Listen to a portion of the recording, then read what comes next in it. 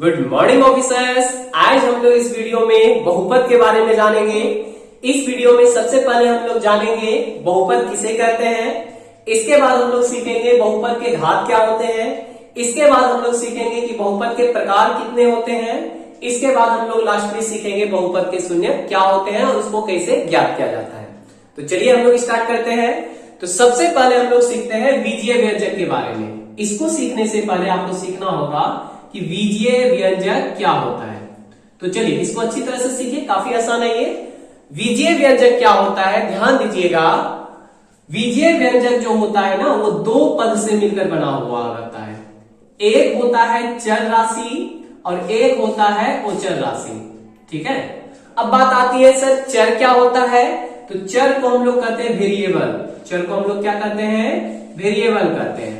और ओचर को हम लोग क्या कहते हैं, कांस्टेंट कहते हैं। ओचर को हम लोग क्या कहते हैं, कांस्टेंट कहते हैं। अब सर ये समझ में नहीं आया क्या हुआ चर और ओचर, तो समझिए इसे। जितने भी इंग्लिश में अल्फाबेट है, इंग्लिश में जितने भी अल्फाबेट है ना उसे हम लोग कहते हैं चर कहते हैं, वेरिएबल, क्योंकि इसका मान बदलते रहता है। जैसे देखिए एक्स वाई जेड, इस तरह से जो पद है आपका ये चर कहलाएगा। या फिर ए बी सी, ये सब आपका क्या कहलाएगा, चर कहलाएगा। या फिर एस टी यू, ये सब आपका क्या कहलाएगा, चर कहलाएगा।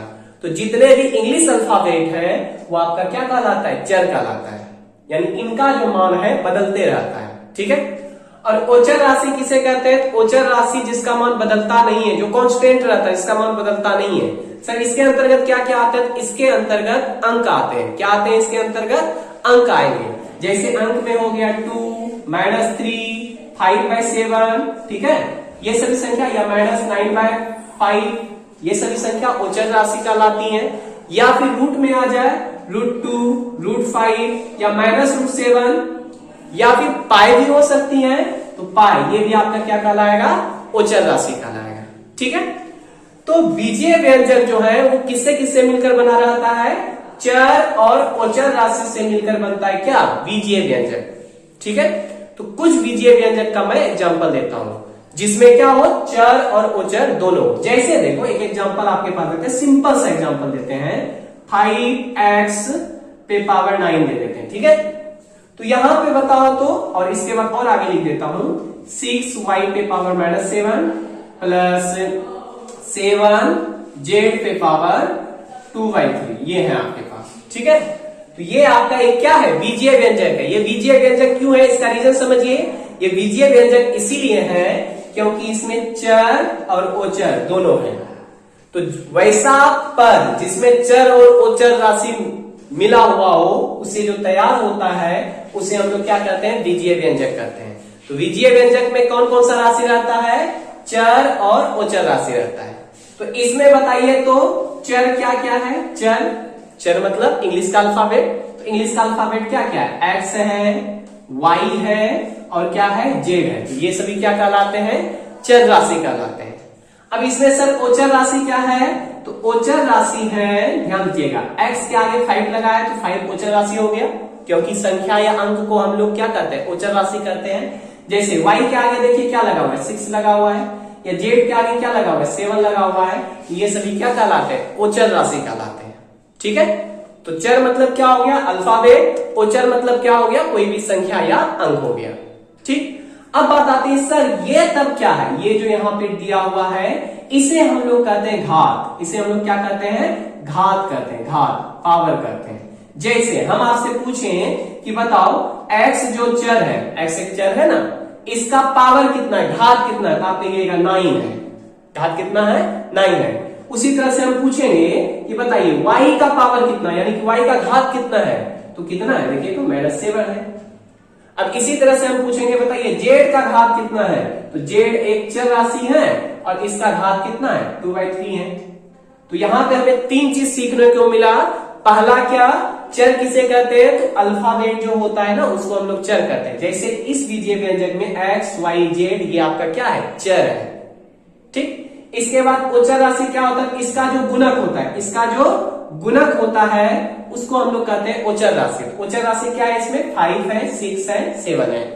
ठीक है, इसके बाद घात क्या होता है, तो चर पर जो पावर होता है, चर जो है हमारे पास x y z, इस पर जो पावर होता है ना, उसी को हम लोग क्या करते हैं, घात करते हैं, उसी को हम लोग क्या करते हैं, घात करते हैं। तो बताइए x का घात कितना है, 9 है, y का घात कितना है, -7 है, z का घात कितना है, 2/3 है।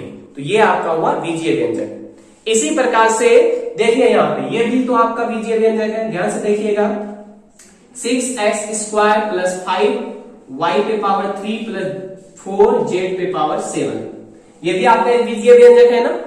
क्यों बीजीय व्यंजक है बताइए, क्योंकि इसमें चर है, यानी कि x y z, ये क्या है आपका चर है। और चर क्या है इसमें, तो 6 है, 5 है, 4 है, ठीक। और घात क्या क्या है, तो x का घात 2 है, y का घात 3 है, z का घात 7 है। तो आपको बीजीय व्यंजक समझ में आया। तो बीजीय व्यंजक में सिर्फ आपको इतना याद रखना है कि बीजीय व्यंजक में चर भी होता है और ओचर भी होता है। चर और ओचर राशि दोनों मिलकर क्या बनाता है, बीजीय व्यंजक बनाता है। अब बात आती है, सर बीजीय व्यंजक तो समझ में आ गया, लेकिन बहुपद इसमें कहां है, तो ध्यान दीजिएगा, वैसा बीजीय व्यंजक, वैसा बीजीय व्यंजक जिसमें चर का पावर का इसमें बात होता है। बहुपद पहचानने में किसको ध्यान में रखना है, पावर को, घात को ध्यान में रखना है। तो चर का जो पावर होना चाहिए, चर का जो पावर होना चाहिए वो धनात्मक पूर्णांक होना चाहिए। चर जो यहाँ पे है ना, इसका पावर क्या होना चाहिए, धनात्मक पूर्णांक होना चाहिए, तब वो बहुपद कहलाएगा। अगर चर का पावर धनात्मक पूर्णांक नहीं है तो वो बहुपद नहीं कहलाएगा। तो पहले हम लोग सीखते हैं कि धनात्मक पूर्णांक होता क्या है। तो धनात्मक पूर्णांक को हम लोग सीखते हैं। धनात्मक पूर्णांक आपको पता है, ध्यान दीजिएगा, यहाँ पे ये पढ़ा भी चुके हैं आपको। धनात्मक पूर्णांक क्या होता है, तो 1 2 3 4 5 6 ये सभी जो संख्या है, 1 2 3 4 5, ये सभी जो संख्या है आपका क्या कहलाता है, धनात्मक पूर्णांक कहलाता है। जैसे 1 2 3 4 5 6 7 इस तरह से बढ़ते जाएंगे, तो ये सभी क्या कहलाता है, धनात्मक पूर्णांक कहलाता है। तो चर पर अगर पावर धनात्मक पूर्णांक रहेगा तो वो क्या कहलाएगा, बहुपद कहलाएगा। तो बताइए ये बहुपद है आपका, ध्यान से देखिए। तो देखो x पे पावर 9 है, ठीक है यहां तक, लेकिन यहां देखो तो y पे पावर -7 है, और -7 देखिए तो धनात्मक पूर्णांक में आएगा क्या, नहीं आएगा ना, तो ये बहुपद नहीं कहलाएगा। अब देखिए तो ये बहुपद कहलाएगा क्या, इसमें देखिए चर x है, इस पे पावर 2 है, 2 तो आता है धनात्मक पूर्णांक में। y चर है, इस पे पावर 3 है, 3 भी तो आता है, देखो यहाँ पे। इसके बाद z पे पावर 7 है, तो आगे जाएंगे तो प्लस में 7 तो आएगा ही ना, तो ये आपका बहुपद है, ठीक है। तो याद क्या रखना आपको बहुपद के लिए, बताइए कि वैसा बीजीय व्यंजक, वैसा बीजीय व्यंजक जिसमें चर का घात धनात्मक पूर्णांक हो, उसे बहुपद कहते हैं। बहुपद का परिभाषा क्या होगा बताइए, वैसा बीजीय व्यंजक जिसमें चर का घात धनात्मक पूर्णांक हो, चर का घात धनात्मक पूर्णांक हो, उसे हम लोग बहुपद कहते हैं। यहाँ पे चर का घात धनात्मक नहीं है, इसीलिए ये बहुपद नहीं कहलाएगा।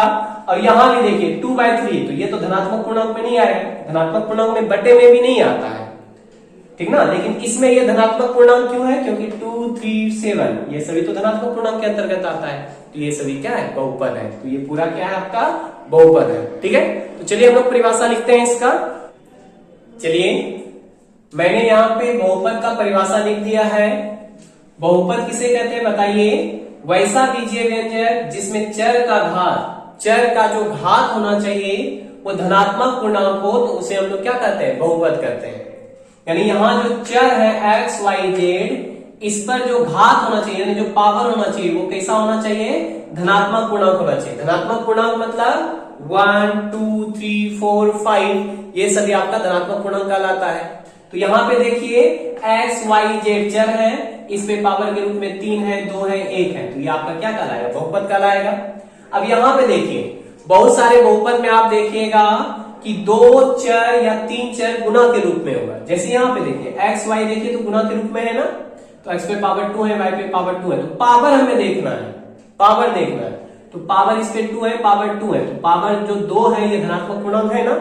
यहाँ भी देखिए x पे पावर 2 है, y पे पावर 3 है और z पे पावर कुछ नहीं, तो कितना है, इस पे 1 पावर है।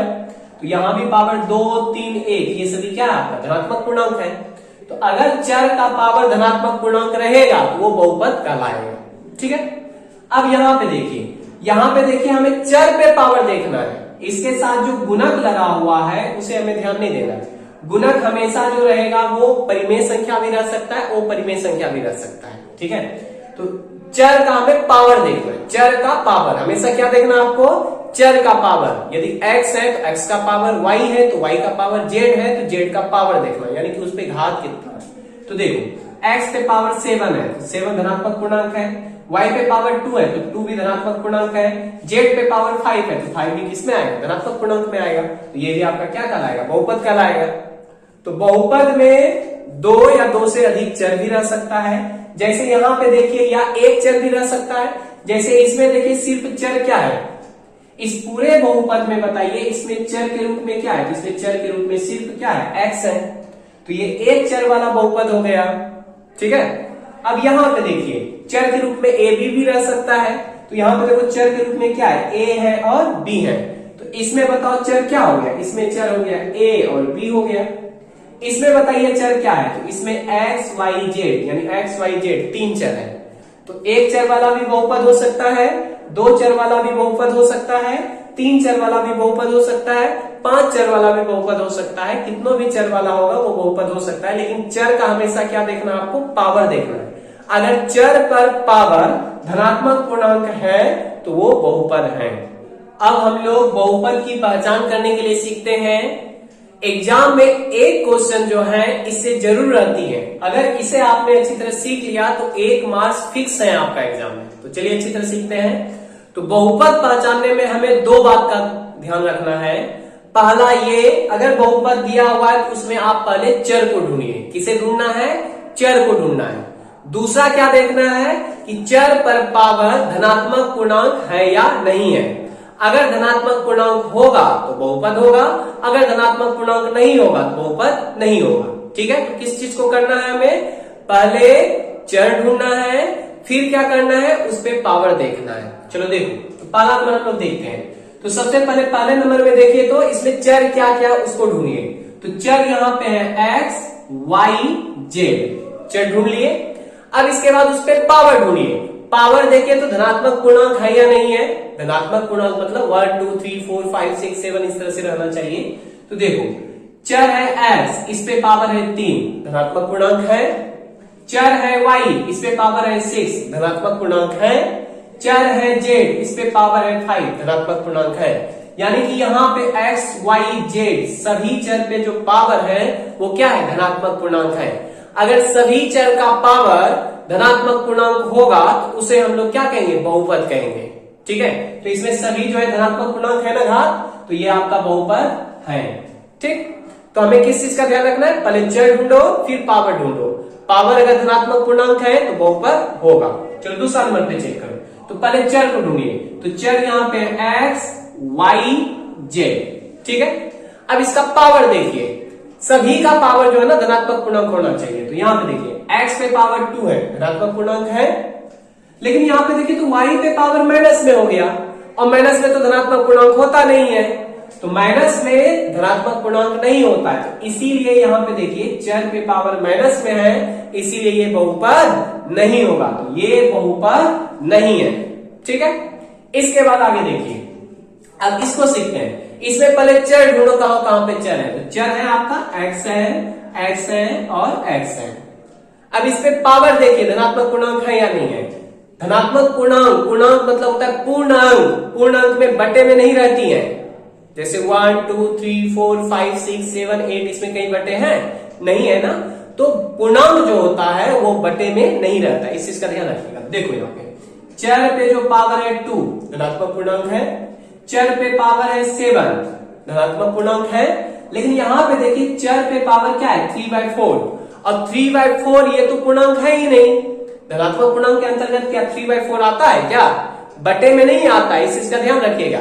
धनात्मक पूर्णांक होती है 1 2 3 4 5 6, इस तरह से पूरा अंक होगा, कभी भी इसमें बटे में नहीं होता है। लेकिन यहाँ पे पावर किसमें है, बटे में है, और जब पावर बटे में है तो वो धनात्मक पूर्णांक नहीं होगा। तो ये भी आपका जो है बहुपद नहीं होगा। अब अगला देखिए, इसमें सबसे पहले चर ढूंढो। तो चर यहाँ ढूंढो, तो चर यहाँ पे x है, यहाँ भी x चर है, ठीक। अब उस पे पावर देखे धनात्मक पूर्णांक है या नहीं है। तो चर पे पावर 2 है, 2 तो धनात्मक पूर्णांक है, पूर्णांक भी है ये। इसके बाद यहाँ पे x है और उस पे रूट है। ध्यान देना, रूट वाला ध्यान से देखिएगा। रूट का मतलब क्या आता है इसको समझो। यहाँ पे आपके पास है 9x² प्लस 2x और उस पे था रूट। रूट का मतलब होता है हाफ पावर। रूट का मतलब क्या होता है? Half power. रूट का मतलब होता है हाफ पावर, याद रखिएगा। रूट मतलब क्या होता है? हाफ पावर होता है। और प्लस 7 है। अब देखो तो यहाँ पे जो चर x है उस पे पावर जो है धनात्मक पूर्णांक है। पूर्णांक मतलब बटे में नहीं होना चाहिए, यहाँ पे तो बटे में है। और जब बटे में होगा तो बहुपद होगा क्या? चर पे पावर बटे में नहीं होना चाहिए, तो ये भी बहुपद नहीं होगा। ठीक है। अब इसके बाद आगे देखिए, यहाँ पे देखिए ये बहुपद है, तो इसमें 2 बात का ध्यान रखना आपको। पहले चर ढूंढिए, फिर पावर देखिए। तो चर को ढूंढो, तो चर x है, यहाँ भी x है। अब इसके पावर को देखो, यानी कि घात को देखो।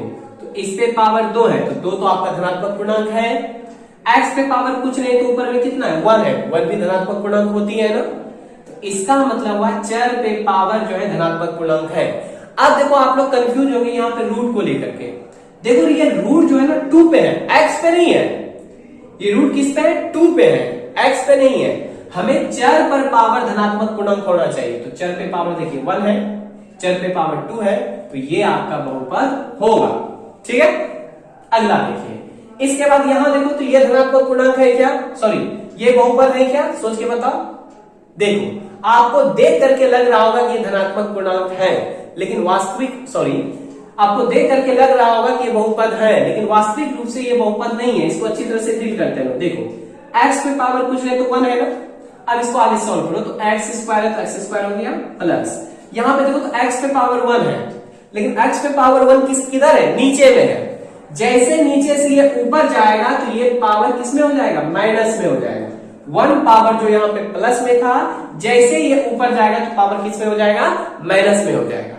और चर पे अगर पावर माइनस में हो तो वो बहुपद नहीं होगा, तो ये भी बहुपद नहीं होगा। ठीक है। इसके बाद देखिए, ध्यान दीजिएगा। अब नीचे देखो, तो नीचे में भी हम लोग क्या करेंगे? सबसे पहले चर को ढूंढिए। इसमें चर कहां पे? तो चर है x, चर है x, चर है x। चलो, बहुपद होने के लिए बस ध्यान रखना, पावर जो होना चाहिए वो धनात्मक पूर्णांक होना चाहिए। अगर माइनस में पावर रहेगा तो वो बहुपद नहीं होगा। अगर बटे में पावर रहेगा तो भी बहुपद नहीं होगा। अगर चर रूट के अंदर है, अगर रूट के अंदर है तो भी बहुपद नहीं होगा। ठीक है। अगर चर पे पावर धनात्मक पूर्णांक है तभी बहुपद होगा। यानी चर पे पावर अगर 1 है, 2 है, 3 है, 4 है, 5 है, 6 है तो वो बहुपद होगा। अब देखो तो ये बहुपद है, तो सबसे पहले हम लोग चर ढूंढ लिए। x यहाँ है, x यहाँ, x यहाँ है। अब इसके पावर को देखो, तो यहाँ पे पावर है 3 है, धनात्मक पूर्णांक है। 2 है, धनात्मक पूर्णांक है। 1 है, धनात्मक पूर्णांक है। तो चर पे जहां जहां भी पावर था वो सभी क्या है? धनात्मक पूर्णांक है ना। 1, 2, 3 ये सभी तो क्या होता है? धनात्मक पूर्णांक ही होता है ना। तो इसका मतलब ये बहुपद होगा। तो बताइए तो किस किस कंडीशन में बहुपद नहीं होगा? पहला क्या बताया आपको कि अगर पावर माइनस में होगा तो बहुपद नहीं होगा। अगर पावर के रूप में बटे में होगा तो बहुपद नहीं होगा। अगर चर पे पावर अगर रूट दिया हुआ है, अगर चर कोई है जैसे x, y, z है और उस पे अगर रूट दिया हुआ है तो बहुपद नहीं होगा। माइनस रहने पर, बटे में रहने पर या रूट में रहने पर वो बहुपद नहीं होगा। यानी चर पे अगर पावर माइनस में हो, चर पे पावर अगर बटे में हो और चर अगर रूट के अंदर हो तो वो बहुपद नहीं होगा। और अगर चर पे पावर कोई धनात्मक पूर्णांक है जैसे 1 पावर है, 2 पावर है, 3 पावर है, 4 पावर है, 5 पावर है तो वो बहुपद होगा। ठीक है। तो उम्मीद करते हैं आपको बहुपद की पहचान अच्छी तरह से करने के लिए आ गया हो। अब एग्जाम में आप इस टाइप के क्वेश्चन को छोड़कर नहीं आइएगा। अब हम लोग सीखते हैं बहुपद का घात क्या होता है, बहुपद का घात किसे कहते हैं। ठीक है। तो देखिए, अगर कोई बहुपद किसी चर में है, उसका जो अधिकतम घात होगा, चर का जो अधिकतम घात होगा ना, वही क्या कहलाएगा? बहुपद का घात कहलाएगा। यानी कि चर का अधिकतम घात, चर का अधिकतम घात बहुपद का घात कहलाता है। बहुपद का घात कहलाता है या कहलाती है। ठीक है, चर का जो अधिकतम घात होगा, अगर कोई बहुपद में है, ठीक ना, और बहुपद में कोई चर है और उस चर का जो अधिकतम घात होगा वही बहुपद का घात कहलाएगा। जैसे एग्जाम्पल के तौर पे ध्यान दीजिएगा, यहाँ देखो तो 5x² प्लस 9y पे पावर 3 प्लस 6z पे पावर 5 है। ठीक है, अब कहा जाएगा कि बताइए ये सबसे पहले बहुपद है क्या? ये बहुपद है, सोच के बताओ। बिल्कुल बहुपद है ये, क्योंकि देखो ना सभी पे जो पावर है वो धनात्मक संख्या है। अब इस बहुपद का घात कितना होगा बताइए?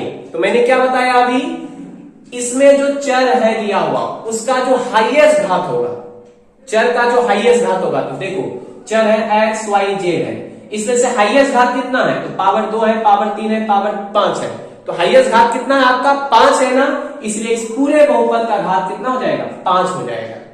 ठीक है, इसी प्रकार से बताइएगा इसका कितना घात होगा, इस बहुपद का घात बताइएगा। 5x² y² plus 6x² yz³ plus 7x² yz, ये है आपके पास। ठीक है, अब कहेगा कि इस बहुपद का घात बताइए। इस बहुपद का घात सोचिए तो आप लोग, इस बहुपद का घात कितना होगा? इस बहुपद का घात सोचिए कितना होगा? तो देखो इस टाइप का यदि रहेगा ना, तो इस बहुपद का घात हम लोग इस तरह से निकालते हैं, सभी के ना पावर को जोड़ लेते हैं। जैसे देखो इसका घात कितना है, 2 और 2 कितना हो गया? 4, यानी कि इस पद का हाईएस्ट घात है 4। इस पद का हाईएस्ट घात देखो कितना है, इस पे पावर कुछ नहीं 1 है, तो 2 1 3 3 3 6, इस पे पावर है टोटल 6। इसका देखो तो इस पे 1 पावर है, इस पे 1 पावर है, तो 1 1 2 2 2 4।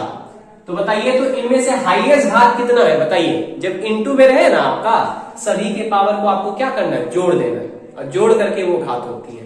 तो बताइए इसमें सबसे हाईएस्ट घात कितना है? 6 है ना, इसलिए इस पूरे बहुपद का घात कितना हो जाएगा? 6 हो जाएगा। ठीक है, इसी प्रकार से बताइए इस बहुपद का घात कितना होगा? इस बहुपद का घात सोच के बताइए। 5x² plus 10x³ plus 5x पे पावर 9 है। इस बहुपद का घात बताइए कितना होगा? इस बहुपद का घात बताइए कितना होगा? तो देखो ना इसमें से चर जो है उसका हाईएस्ट घात देखिए कितना, तो इसका हाईएस्ट घात कितना है आपके पास? 9 है ना, इसका हाईएस्ट घात कितना है आपके पास? 9 है, इसलिए इस बहुपद का घात कितना हो जाएगा? 9 हो जाएगा। चौथा नंबर बताइएगा तो इसका घात कितना होगा? सोच समझ के बताइए, सोच समझ के बताना है आपको। इसका घात बताइए कितना होगा? इसका घात बताइए कितना होगा? सोच समझ के बताइए। तो देखिए यहाँ पे सबसे पहले देखिए ये बहुपद ही नहीं है, क्योंकि चर पे पावर माइनस में है, और चर पे पावर अगर माइनस में होगा तो वो बहुपद नहीं होगा। तो ये बहुपद ही नहीं है, तो इसका घात ही हम लोगों को नहीं निकालना। ठीक है, तो बहुपद का घात क्या होता है समझ में आ गया? चर का जो अधिकतम घात होगा, चर का जो अधिकतम घात होगा उसे हम लोग क्या कहेंगे? बहुपद का घात कहेंगे। अगर चर सभी इंटू के रूप में हो तो सभी के पावर को जोड़ करके उसका घात काउंट किया जाता है। ठीक है, चलिए हम लोग आगे बढ़ते हैं। चलिए अब हम लोग सीखते हैं बहुपद के प्रकार के बारे में। बहुपद को देखिए 2 आधार पे बांटा गया है, एक पदों के आधार पर, एक घात के आधार पर। तो सबसे पहले हम लोग सीखते हैं पदों के आधार पर बहुपद को कितने वर्गों में बांटा गया है, यानी कितने प्रकार के होते हैं। तो देखिए पदों के आधार पर एकदम सिंपल है आपका। जैसे हम आपसे पूछेंगे बताइए, हम लिखे 7x, ठीक है, इसके बाद मैं लिख रहा हूं 7x प्लस 5y, स्क्वायर डाल सकते हो, कोई दिक्कत नहीं है इसमें, या फिर मैं लिखूं 7x² प्लस 9x प्लस, चलो हम हमेशा ना एक चर को ही लेके बनाते हैं, क्योंकि ये पूरे चैप्टर में एक ही चर के बारे में चर्चा है। एक चर मतलब जैसे मैंने x y लिखा ना, तो हम सिर्फ x चर लेके बनाते हैं, क्योंकि पूरे चैप्टर में एक चर के ही बारे में चर्चा किया गया, यानी कि x है तो सिर्फ x ही है उसमें, तो मैं सिर्फ एक ही चर लेता हूं। तो यहाँ पे हो जाएगा 5x² या फिर 5x 7x प्लस 5 प्लस आ रहा है, ठीक है, और यहाँ पे हो गया 7 आपका। ठीक, तो ध्यान से समझो इस चीज को, ध्यान से देखिए। तो बताइए सबसे पहले ये बहुपद है कि नहीं? बिल्कुल बहुपद है, क्योंकि इस पे कुछ नहीं, पावर तो कितना है? 1 पावर है, 1 पावर जो धनात्मक पूर्णांक है आपका। इसके बाद देखिए यहां भी जो है 7x प्लस 5 है, ये भी बहुपद है, ये भी आपका बहुपद है। अब हमें इसमें देखना क्या है? पदों के आधार पे, तो इसमें पद को काउंटिंग करना है।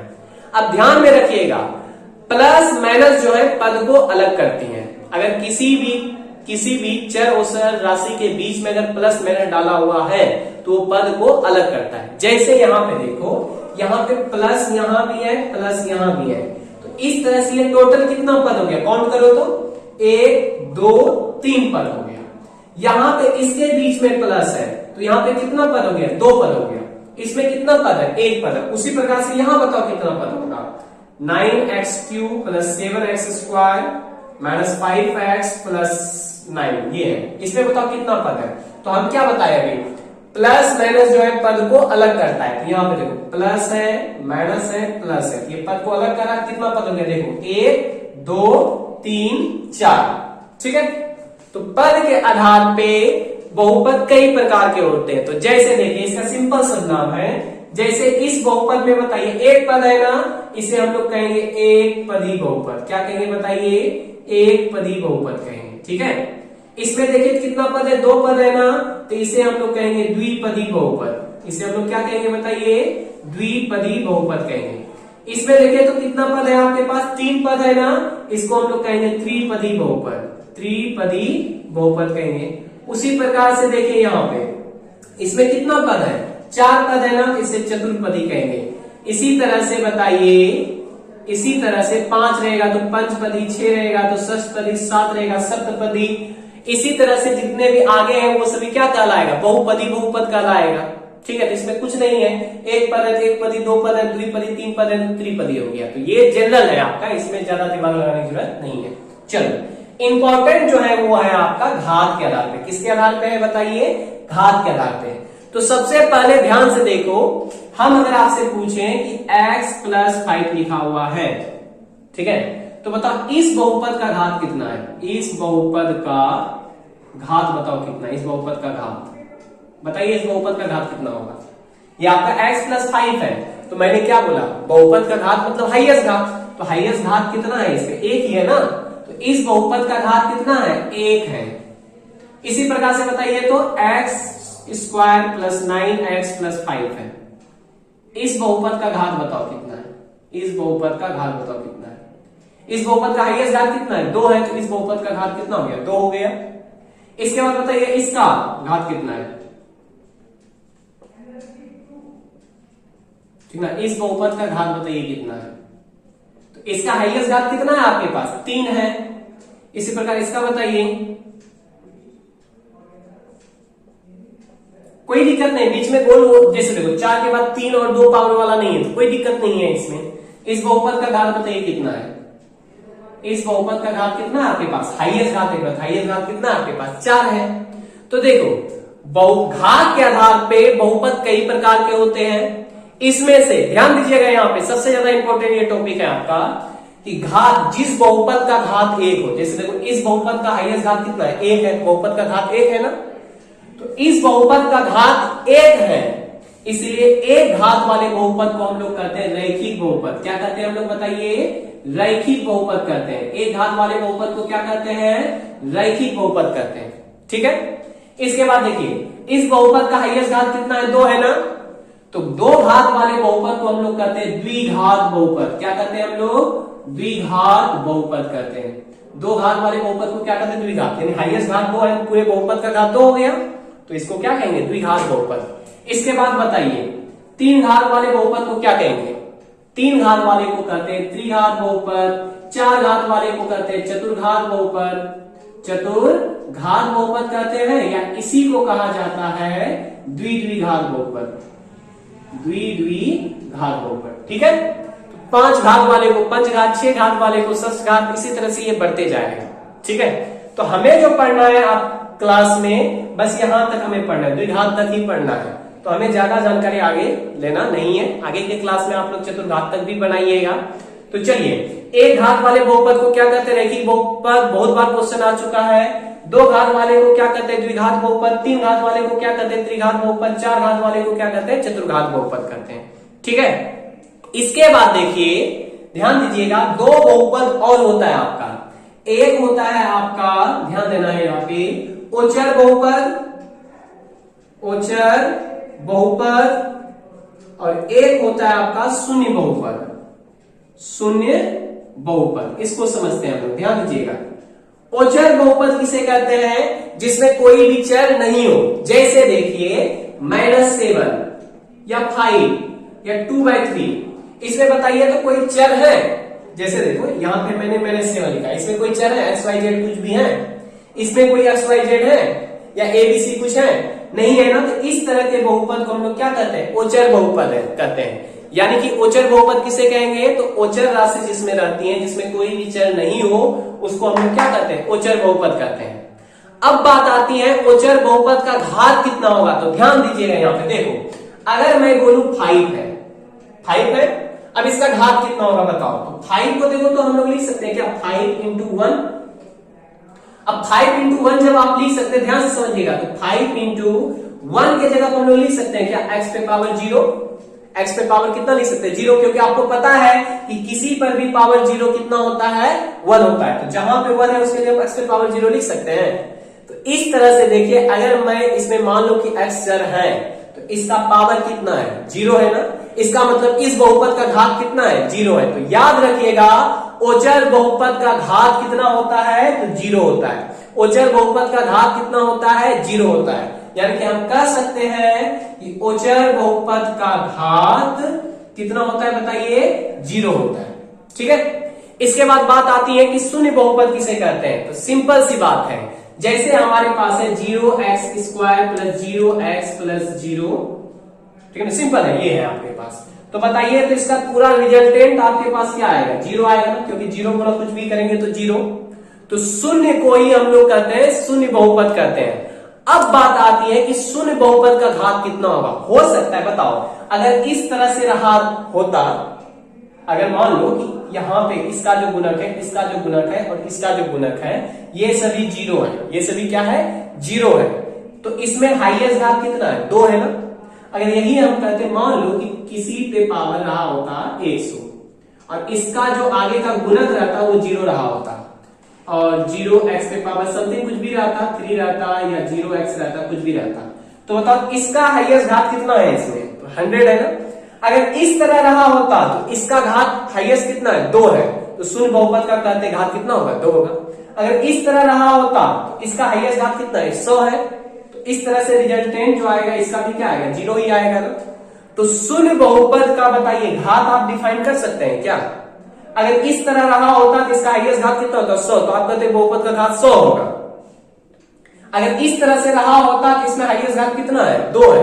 तो आप कहते बहुपद का घात कितना है? 2 है। लेकिन जब 0 हम लिख दिए हैं तो 0 से तो ये डिफाइन नहीं होती है कि इसके साथ x पे पावर कितना रहा होगा, पता नहीं है ना। तो इसलिए याद रखिएगा, शून्य बहुपद का घात अनडिफाइंड है, उसे हम लोग डिफाइन नहीं कर सकते हैं। तो 2 चीज याद रखिएगा, ओचर बहुपद का घात कितना होता है? 0, और शून्य बहुपद का घात कितना होता है? अपरिभाषित, अनंत होता है। अनंत कह सकते हैं या अपरिभाषित है। इसका जो घात है वो अनडिफाइंड है। 2 भी हो सकता है, 100 भी हो सकता है x पे पावर 50 रहा होता तो x पे पावर 50 भी घात हो सकता है। तो इस चीज को आप नोट कर लीजिए। तो बहुपद कितने प्रकार के होते हैं? तो इसको 2 आधार पे बांटा गया, पद के आधार पे और घात के आधार पे। इसके अलावा हम लोग 2 बहुपद के बारे में जाने, एक जाने ओचर बहुपद के बारे में और एक जाने शून्य बहुपद के बारे में। ठीक है। ओचर बहुपद का घात कितना होता है? 0 होता है। क्यों होता है वो बता दिया आपको। और शून्य बहुपद का घात कितना होता है? अनडिफाइंड होता है, यानी ये परिभाषित नहीं है, यानी अपरिभाषित है। क्या है ये? अपरिभाषित है। ठीक है। तो आज का क्लास यहीं तक रहेगा, इसे आप लोग नोट डाउन कर लीजिए। ठीक है। नेक्स्ट क्लास में हम लोग सीखेंगे बहुपद के शून्य के बारे में, और शून्य के आधार पे हम लोग ग्राफ भी खींचेंगे, और इसके बाद हम लोग एक्सरसाइज 2.1 बनाएंगे। तब तक के लिए आप इसे नोट कर लीजिए और इसे रिवीजन भी कर लीजिए। मिलते हैं हम लोग नेक्स्ट वीडियो में, तब तक के लिए जय हिंद।